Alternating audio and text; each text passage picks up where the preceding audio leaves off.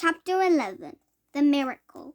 Charlie entered the shop and laid the damp 50p on the counter.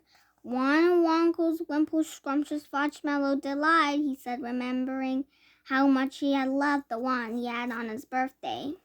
The man behind the counter looked fat and well-fed. He had big lips and fat cheeks and a very fat neck. The fat around his neck bulged out all around the top of his collar like the rubber ring. Bulge that looks like Augustus glue.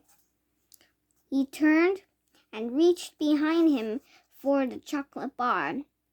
Then he turned back again and handed it to Charlie.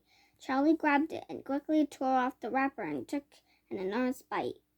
Then he took another. And another. And oh, the joy of being able to cram large pieces of something sweet and solid into one's mouth. The sheer blissful joy of being able to fill one's mouth with rich, solid food. You look like you wanted that one, Sonny, the shopkeeper said pleasantly. Charlie nodded, his mouth bulging with chocolate. The shopkeeper put Charlie's change on the counter. Take it easy, he said. It'll give you a tummy ache if you swallow it like that without chewing.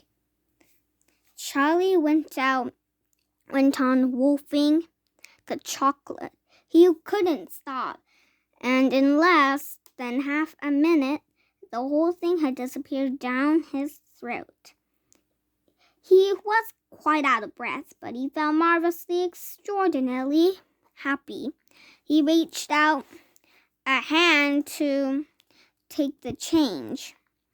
Then he paused. His eyes were just about the level of the counter. They were staring at the silver coins laying there. The coins were all five penny pieces. There were 9 of them altogether. Surely it wouldn't matter if he spent just one more. I think, he said quietly, I just have one more of the chocolate bars, the same kind as before. Please, why not? The fat shopkeeper said, reaching behind him again and taking another wimple scrumptious fudge mellow delight from the shelf. He laid it on the counter. Charlie picked it up and tore off the wrapper, and suddenly, from underneath the wrapper, there came a brilliant flash of gold. Charlie's heart stood still. It's a golden ticket, screamed the shopkeeper, leaping about in the air. You've got a golden ticket. You found the lost golden ticket. Hey, wouldn't you believe it? Come and look at this, everyone. This the kids found. Wonka's lost the golden ticket. There it is. It's right here in his hands.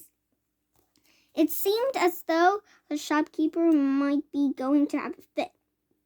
In my shop, too, he yelled. He found it right here in my own little shop. Somebody called the newspapers quick and let them know. Watch out now, Sonny. Don't tear it as you unwrap it. That thing's precious. In a few seconds, there was a crowd of about 20 people clustering around Charlie, and many more were pushing their way in from the street. Everybody wanted to get a look at the golden ticket, at the lucky finder. Where is it? Somebody shouted. Hold it up so all of us can see it. There it is, there, someone else shouted. He's holding it in his hands. See the gold shining. How did he manage to find it? I'd like to know, a large boy shouted angrily. 20 bars a day, I'd be buying for weeks and weeks. Think of all the free stuff he'll be getting too, another boy said enviously. A lifetime supply. He'll need it. The skinny little shrimp, a girl said, laughing. Charlie hadn't moved.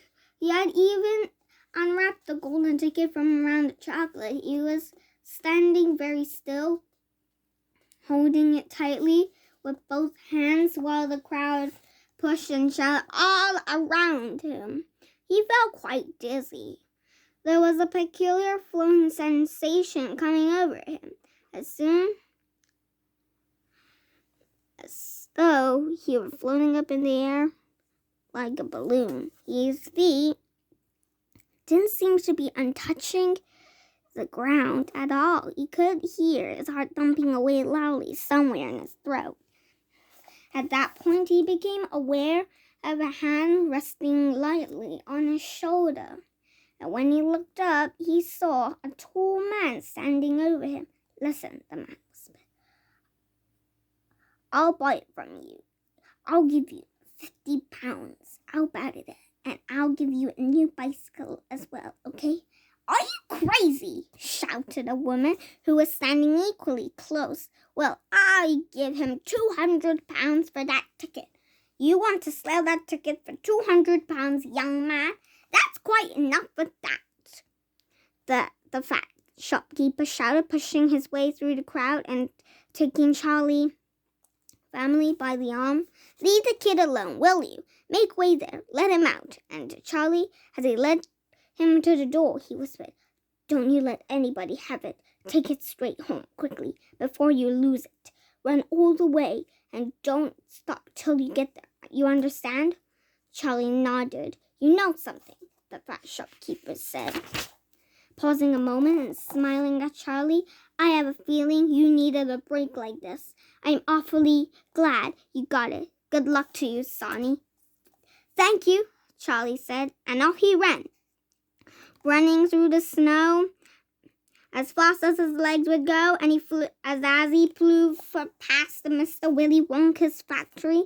He turned and waved at it and sang out, I'll be seeing you. I'll be seeing you. And 5 minutes later, he arrived at his own home.